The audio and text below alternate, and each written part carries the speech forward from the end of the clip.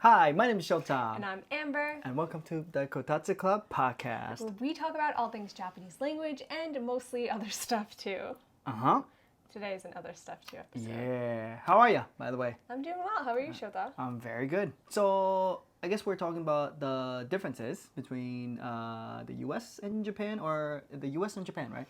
Yeah, or just like maybe Western culture and Japanese culture in general. Okay. With, when it comes to relationships. Okay. Interpersonal relationships. So not like dating relationships. So the ships. Other ships. Relationships. Or Friendships. Coworkerships. Ships. So Okay. I think I worked for a Japanese company for a year. I was the only foreigner in the office. Right. And I noticed... Were you? Were you the only Are you talking about Eon? Yeah. Can you say Eon? I think it's okay. I think it's okay too. Yeah. I mean, time. Eon's a big company, right? And a lot of people do work for Eon. It's pretty common. It's an Eikaiwa company. It's an Eikaiwa. Okay, so basically, I was teaching English there for a year and a few months, and I was the only foreigner in the Kochi branch. Right. So the other teachers were Japanese, and like staff members were all Japanese. Right. We did speak in English together because that was part of like the rules of working there. That's an all English environment. I've heard, yeah. But I did notice, even though we were speaking English, we weren't having conversations like I would have had in my American office with my American coworkers. Okay. So what would you normally talk about with your coworkers back in the States? Like, what do American workers talk about with each other? So I think we talk a lot about, like, we want to get to know each other as if we were friends. Right. So we talk a lot about our personal lives. Like, if we, like, have a boyfriend or girlfriend, that'll be mentioned. About our family and, like, our siblings and, like, just, like, our lives, our personal lives in general are, like, very common conversations, I think, in the U.S. office and amongst friends. And I think, like, part of this is we're building trust. Like, we feel like we can know each other better if we know about our personal lives. But in Japan, I noticed that in the office, you really don't know anything about your coworkers' personal lives, like, at all. You literally only talk about, like, work things and maybe, like, the weather. Right. And, like, other, like, big cultural things, like maybe the Olympics. Right. Or, like, something general. That's not too personal. Yeah. Right. So yeah, do you have a similar experience? Because you've, like, gone to college in the U.S., you have friends in the U.S., and then you've also, like, worked you're working in Japan? Yeah, I think so too. Because I think we tend to afraid of like a mixture of our private life into our professional life in general. Not everybody, obviously, but I guess in general. Because I remember growing up, like in school, like we don't really talk about what's going on, like at home, or I don't know. Like in school, you're expected to talk about something that's related to school or education in general. So I guess like it's like the continuous, what's it called? Like a continuous version of that. Yeah. You know. So. Yeah, I think for me it feels as like someone who comes from American culture, it feels very like surface level. Right. Like relationships that you have. Whereas I feel like it was easier for me to like become friends with my coworkers in the US. Right. Like I feel like I did become friends with my Japanese coworkers as well. But like we would have fun together, like going to karaoke and stuff, but I would never like confide anything in them or like get to that next level of friendship. Right. Like completely comfortable with each other kind of thing. Yeah. No, I know exactly what you're talking about. I mean, that's what like a nomikai is for, right? And then we've been adopting a lot of like Western working ethics and culture, which isn't a bad thing. You know, I'm not saying it's a bad thing, but then you know with the current like social structure that's existing in Japan, it doesn't completely like fit in. You know what I mean? So it's like, you know, like now a lot of companies don't do like nomikai because it's like, you know, it's like the elders kind of like... Yeah, because they didn't like doing nomikai when they were employees, and now that they're like the I don't like nomikai. Yeah, I think I heard most people don't really like it. Right, a lot of like young people, because like it doesn't really like incentivize young people much. But at the same time, you know, like you said, we won't have any like a social platform to like really get to know each other, you know, which can be a problematic, right? Yeah, and I heard like after the nomikai. Like you'll like bond with your coworker, like be crying together, have like a deep moment, and then like the next day you go to work and it's like nothing ever happened. You just like literally as if nothing. Okay, so this coworker of mine, she's Japanese. Okay, she always like wears mask, like the face mask. Like she's in the corner of the office, so like I don't really like talk to her. We don't like, cause you know, like our tasks are pretty like we can independently you know get that done. So like we don't really talk to each other. And I was late to this like nomikai that's at karaoke. I went in. She hugged me. She straight up hugged me. Oh my god. I'm like, excuse me, who are you? You know, you know. She was drunk. She was drunk, and then like we just talked about our private stuff, and next day, like you said, it's like nothing ever happened. So you know what I mean? That's so very culture I'm like so weird, yeah. you know. I was like, yeah, you know, it was fun. And she's like, oh yeah, was like, I'm like, oh my god. Like, yeah. Yeah. Anyways, yeah. So yeah, I guess it's even like awkward for Japanese people too. You know. But then at the same time, I mean, Michael, my YouTube partner, we used to work together, and you know we became really good friends. So like it's not like impossible, but it's a lot more rare. Yeah. I feel like. So. Why do you think that is, though? I don't know. I feel like you might have a better insight. Okay. Well, you know how Japanese social life is like evolved around like social circles, like smaller circles, and they rarely like merge together. Yeah, that's a big culture shock for because me. I guess when I was like in the States, somebody's friend was my friend kind of thing. Like my friend is your friend, you know. We mix friend groups a lot. Things. When I like have two friends that like I love both of them, like I want them to meet, so like exactly, all of us can hang out together.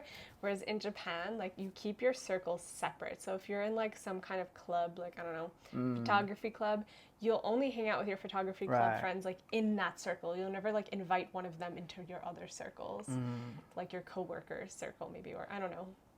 And like you keep these like separate bubbles of friendships, and yeah, that's a huge culture shock. Yeah, especially like How do you meet people? How do I meet people? Like how do you meet people if you're Japanese and like don't have foreigner friends? Yeah, I don't know. Yeah, like you literally could only have your bubbles. Like you can't like, it's hard to grow outside of those. Right. It's difficult because you have to have some sort of like solid shared platform in order for you to like really get to know each person. The recurring occurrence, you know, is the key to build. But then at the same time, if you're working from home, like, can I say this? Yeah. You're working from. I work from home. She works from home, so like if you're working from home, like what do? You know? Yeah, literally, it's really hard to make friends when you're working from home. Yeah. So this is like loosely related, but I think because there's like these like norms, like social norms that like are strictly followed usually in Japan, it doesn't really give people opportunities to confide like about what's going on in their home life. Right. So something I noticed as an English teacher in Kochi was that when I was teaching adult students, often they would like trauma dump on me in English. Because I think they would like know like one like they didn't know I could speak Japanese, so they thought like, oh, like she can't tell anyone. It's almost like a therapist situation. So like I would ask my students, I'd be like, oh, like let's call her Suzuki-san. Sure. I'm like, oh, what are you doing this week? And she's like, oh, I'm moving. And I'm like, oh, really? Like, why are you moving? And she's like, well, me and my husband have been divorced for a while, and like, but we've been like co-living together to raise our kids. But now my daughter recently said that she wants me out of the house, so I'm moving. And I'm what are like, oh, are you okay? I'm pretty sure she's been wanting to talk about it, but then like she's never gotten the chance to talk about it because I don't know. I guess. What do you think that does to mental health? Bad. Yeah, right? Bad. Seems bad. You're bottling up all this stuff. You have no release, like no one to listen to you. Yeah, you're not supposed to like open up too much, I guess. I don't know. What about amongst your friends? I talk about it all the time. I just shared like my all my financial information with Michael yesterday. But not you, because you're like not. You're. What do you mean not me? You're very. You're not. You don't follow the typical social norms here all the time, because you have. Wait. So what was the question again? Like, do you think in general, like, people in Japan with their close friends, can they trauma dump like that? Like what Suzuki-san told me. Like, can they do that with their friends? Or is that like, I don't know. Yeah, I think a lot of people do, but then whoever this person can't not be like actual stakeholder, like your coworker, right? Because so that's the tricky part of it. Because if they're like a schoolmates, you know, I think they're like as open to each other as in the U.S. In the U.S. Okay. Right? Because I do have friends like that, right? We grew up together. Like I've seen your butt, I've seen your like everything. Like I know how you grew up. You know, it was like we homies, so it's like we share each other's like deepest secrets, and like we feel okay about it, right? For those of you who don't know what Shota is talking about, there's onsen culture. Oh yeah. So like it's normal. Like if you've been friends long enough, you've probably gone to an onsen together. You've probably seen each other naked. That maybe builds like another element of closeness. So in Japan, there's a saying goes "haraka no tsukiyai." That's a reference to you know, we bathe together. You know, we talk openly. We're like friends basically, kind of thing. And yeah, that's ingrained into like a culture. So that's what I was referencing. I'm not like randomly, hey man, I see your butt. No, I was kidding. Like not like that. Okay. So yes, that's what that meant. But yes, I thought this was like an interesting phenomenon because Suzuki-san was not the only one who like trauma dumped on me. A few of my students did, and I found it very interesting because I was like, wow, I thought Japanese people don't like talk about this stuff. And like, how do you feel about that though? Personally, I like it because that's kind of like the relationships that I'm used to having in the US. Like I knew about what my coworkers were going through when they were like going through breakups and having a hard time. So like we were able to better support them. We were like, all right, let's maybe not ask for that report from Samantha today because she just broke out her boyfriend yesterday. Right.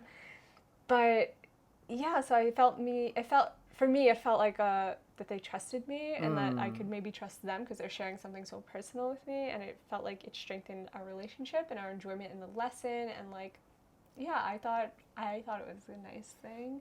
For them, for Suzuki-san, yeah. Just call her that, Suzuki-san, I think she was able to open up completely to you because maybe in her worldview, you were like, you came from somewhere else, so like there's like a mutual ground that she didn't have to worry about. Or do you think it's mainly because of the language? Because English kind of, you know how like English kind of like help people open up about their feelings.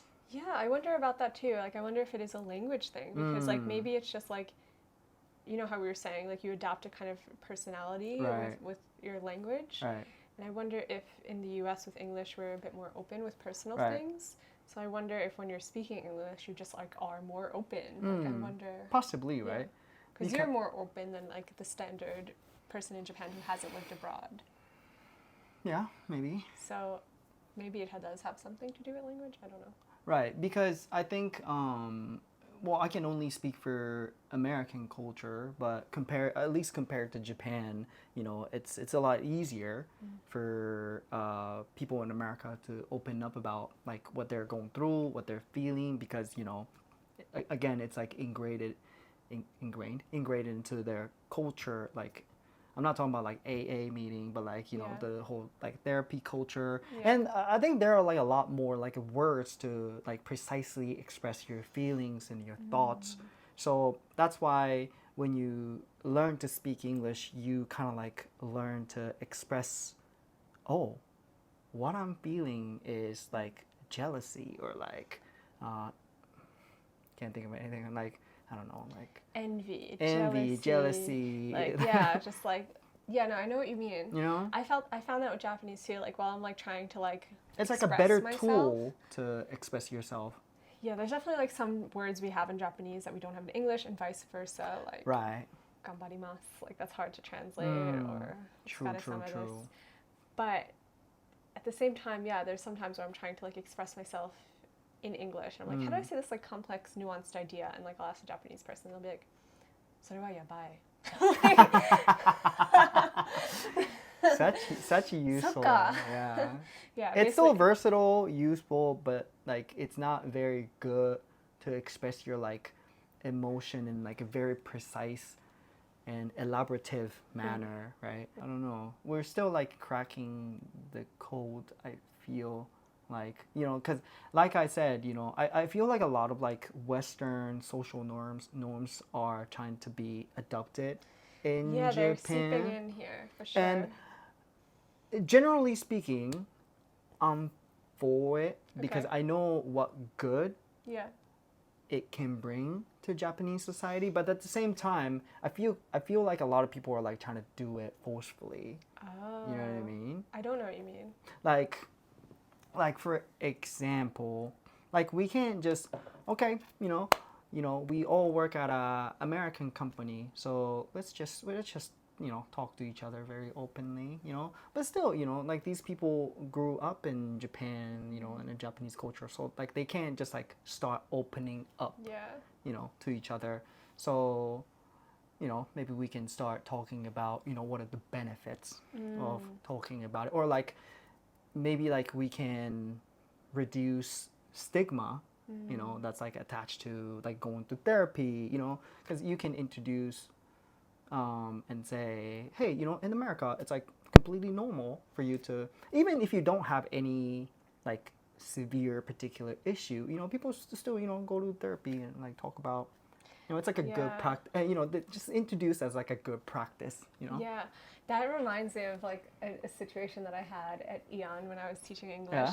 I think I was teaching a class and I was teaching them how to say like things that they're good at and things that they're bad at. And so no one was saying what they were good at. I couldn't get people to like be like, I'm good at, I don't know, sports. Right. So I was like, all right, I was like, forget all of the Japanese. Don't be Japanese, guys. I was like, for a second, you're going to be American. Tell me what you're actually good at. And like, they all laughed. They all like thought it was like really funny. And I feel like I facilitated an environment where they were like, okay, I'm being told to not do this. So I can like, it's okay to boast about myself a little bit. Right. Yeah. And I felt so bad because the first kid was like all for it. He was younger. He was a college student. He was like, he laughed at it. He thought it was like really funny. He was like, I'm good at computer science. I'm like an engineer. Like he like went in. Right. And then the next person was like an older man, and he's like, I'm not really good at anything. It takes a little bit of practice, but because like for older generation, it's harder because in Japan, you know, it's a virtue that you don't really show off your skills. You know, if you're like extreme, because we just talked about this. This like a Japanese person won gold medals, you know, in breakdancing or like skateboarding. So like there are a lot of Japanese people that are like extremely good at, you know, particular things. So that's not true. Like, yes, you are good at something. Yeah. But you just don't know how to put it into words in a way that sounds like you're bragging. You know what I mean? Yeah, I mean, we definitely do have that in the US too, but it's definitely more extreme in Japan where it's like, it's better to be humble in English as well. Yeah, it's better to not brag. The culture shock that one of the culture shocks that I experienced in Japan, because I played competitive tennis for 6 years, you know, like I was representing my like prefecture and stuff like that, right? Bragging. This is how to do it. Anyways, so I went to America, right? Yeah. You know, I lived in Michigan. You know, I went to high school there, and I had this friend named Brandon. You know, we played football together. Hey, Brandon. Brandon was like, yo, dude, like I play tennis as well, right? Yeah. And I'm like, did you really? You know, because like I play tennis as well. Like we should like play tennis sometimes. And like we booked up like this like tennis court, and like he couldn't play for shite. You know what I mean? And I'm like, yo, dude, like why did you say you could play tennis? Yeah. Why and it was like, because like I have played tennis, you know, and like I do play tennis with my like family and siblings. I'm like, oh, okay.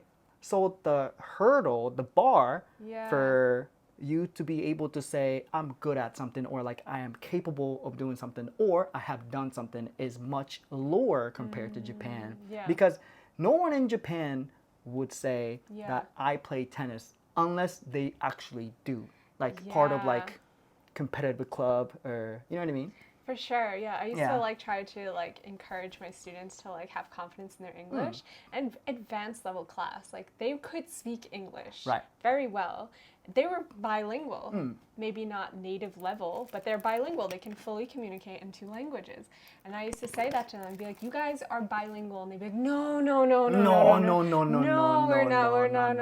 Yeah. And so that was kind of shocking to me. I was like, oh my God, like they're fully capable of speaking English. Like they can go abroad, they'll have no problems. Like I can have full conversations with them, deep conversations, and they still won't admit that they are bilingual. So, so they can definitely benefit from like being able to say, yes, I am bilingual, because, that's going to like push them further, right? That's going to give them a little bit of confidence to, participate in something that would push them to speak in English, right? Because they are capable, but they may have a little bit of accent, or they may not know every word in the universe, but it's okay, They can still call themselves bilingual, but I can definitely understand where they're coming from. Yeah. Because sometimes I still do hesitate to say I am bilingual. Because in Japan, if you're not a native speaker of 2 languages completely, you wouldn't call yourself a bilingual. But that's not the definition at all. It's just if you can communicate in 2 languages. Exactly. Yeah. So it's like different than saying like I can speak Japanese fluently. Like, I can speak 2 languages. I would say I'm bilingual, but I definitely wouldn't say I'm fluent or Jozu at Japanese. So yeah. Yeah, it's just interesting to see those differences. I guess it's like a both good and bad, right? Yeah. It's like, I guess it's cultural difference. Just a cultural difference. We can definitely learn from each other, for sure. Yeah, we can be more humble Americans. Don't say you can play tennis if you've only did it 1 time. But it's good though, I mean, at least, it give Brandon a chance to actually play tennis. So like, he's gonna have a chance to actually get better. I don't know. So, I don't know. I thought it was like a really good thing. Oh, really? Because you know how some people, I played the guitar, right? I played the guitar, right? Yeah. And people are like, oh, so you're a musician. I was like, no, I'm not a musician. I just played the guitar, And like, so you are a musician, right? I was like, it's like, oh, in America, if you play music, you're a musician. Yeah. You know what I mean? Whereas in Japan, when somebody says I'm a musician, then you're like professional composer or like performer, or like you have like. I wonder if it varies like based on person too, what the definition is. Oh yeah, like, well for sure. I wouldn't call someone who plays the guitar a musician, right? But I would call someone who writes music a musician, even if they're not like a professional composer. So yeah. Yeah. What do you guys think? Let us know. Yeah. Let us know. Let us know. And for now, let's move on to the news article. All right, let's do it. So this is the segment where our lovely Shota reads a news article in simple Japanese, and me and you guys try to see how much we can understand. じゃあ、いきます。お願いします。はい。総務省によると、今年1月1日の日本の人口は1億2488万5175人でした。去年より約53万人少なくなりました。去年より増えた都道府県は東京都と沖縄県と千葉県だけでした。日本の人口の中で日本人は1億2156万1801人でした。去年より約86万人少なくなりました。以上です。はい。はい。Okay. Okay, first of all, how much did you understand? I think I understood quite a bit for this one. Okay. Were you I in think focus? the only thing that I got lost on is like when you're saying the numbers. Right. That takes me a second, and I didn't want to like try to like if I like spend time in my brain like thinking of the number, then I would miss the next thing you said. So I just like let the numbers go. Right. No, it's good. It's just basically like a big number. Yeah. But basically, it was talking about the population difference in Japan. So based on last year, and was it January? So it's January 1st, New Year's of last year compared to this year, and there was a big number of how much the population had decreased, as a whole. As a whole, overall. But it said that there was 3 prefectures where the populations increased, which was Tokyo, Chiba, and Okinawa. And it also talked about how the foreign population has increased as well. What else? That's all. Where? A foreign population? Oh, I just thought Japan. I didn't hear this. No, that's right. So foreign population was increased in every single prefecture. Yeah.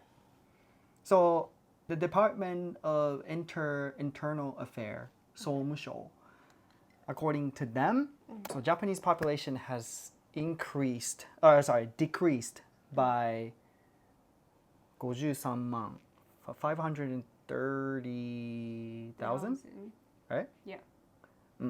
Compared to last year, right? 53万, that's quite a bit, right? Yeah. So that's like a one big city disappear. Yeah, that's like bigger than the whole island that I lived on in New York. Right.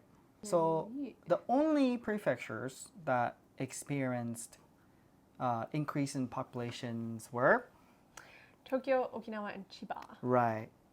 And I want to point out one grammar point. When you like listing stuff in Japanese, you have to say and like all the time. You know how in English you can say and at the end. Oh yeah. Right? Yeah. But so you have to say 東京都と沖縄県と千葉県, right? So you have to say と in between all the words in the list. I see. Right. But when you count the number of ethnic Japanese people, 860,000 people decreased compared to last year. Wow. And the ethnic Japanese population peaked at 2009, and then after that, it's been downhill for 15 years consecutively. Yeah. And then, but for foreign population, it's been increasing. Yeah. Compared to last year, 330,000 people surpassed, and foreign population was increased in every single population. Every single prefecture. Every single prefecture, right? And compared to 2013, the number of surplus was 100,000 people. So this word, 都道府県. Oh, sorry, my bad. 都道府県, that means like the prefectures. Right. So yeah, something I didn't know before I moved to Japan. I thought all of the prefectures were ken. Right. So like Kochi-ken. Right. So when I moved to Kyoto and they were like, no, it's Kyoto-fu. Right. I'm like, Kyoto-fu-ken? I right. can understand. So there are 4 prefectures that has special municipality category. One, Tokyo. Tokyo isn't prefecture.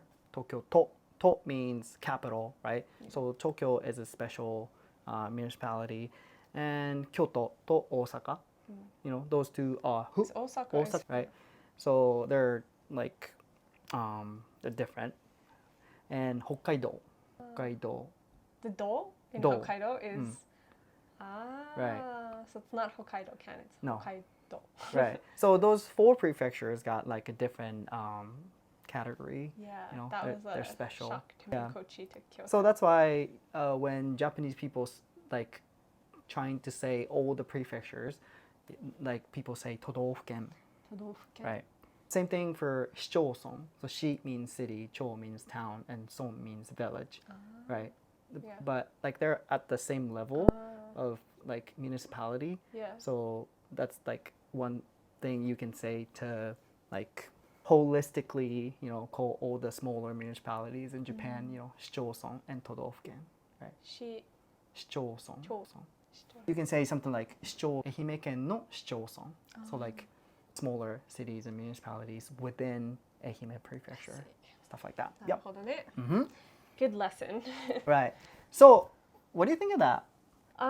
Yeah, I think it makes sense. Like I think we've heard for a long time that Japan's population is decreasing, and I think it's a natural response for the government to start allowing more foreigners into the country and give more visas because we need more workers to keep up this economy that we have going on here. Tanking economy. Economy that we have going on here. Yeah.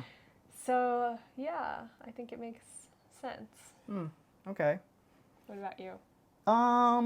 Yeah, it makes sense, and I think it's good that Japan is. I don't think everybody's gonna agree with me on this, but I think it's good that Japan's being like diversified a little bit.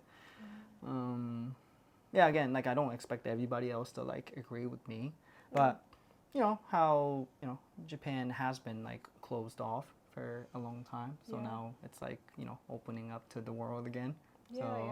I mean, there will be problems as like different people coexisting in the same space, but it's just a process.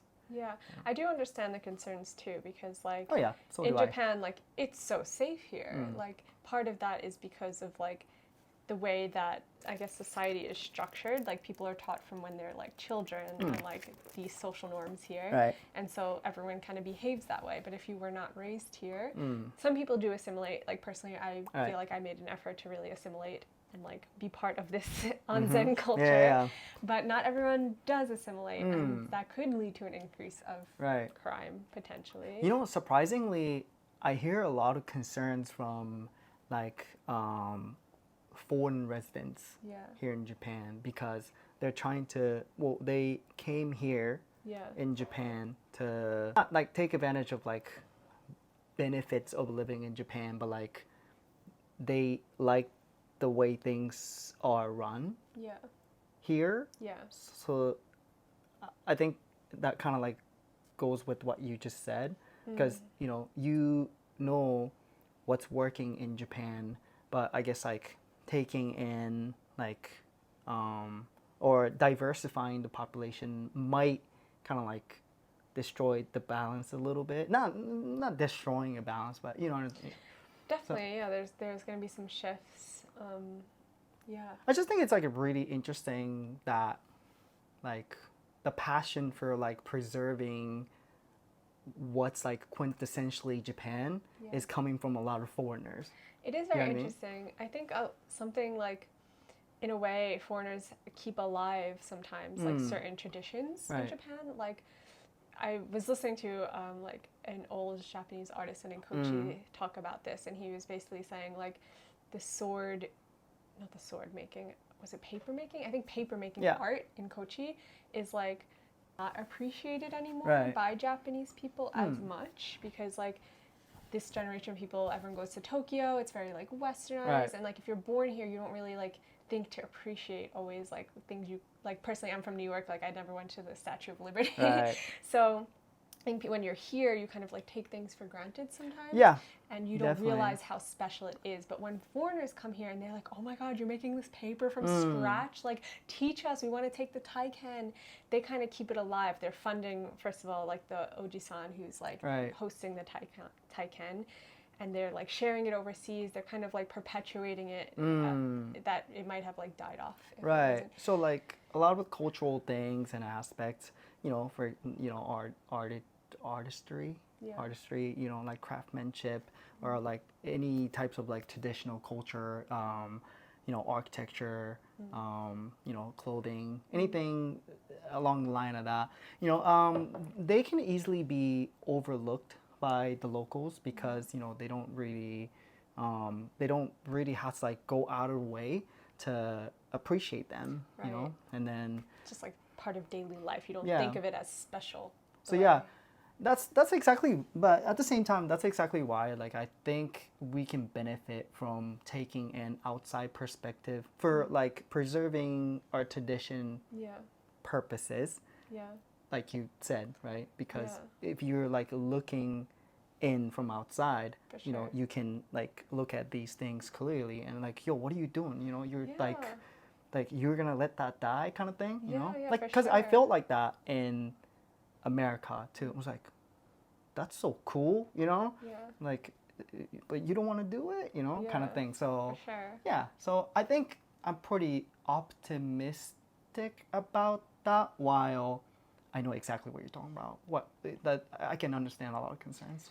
Yeah, there's definitely like pros and cons, I think, from both sides. So, should we move into the question of the day? Yeah.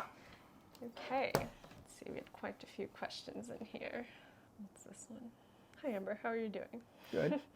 I'm doing great. Thanks for asking. Okay, here's a question. Okay. Why are there no squirrels in Japan? I don't know. What kind of animals can you see in Japan that you can't see in other places? Japanese monkeys.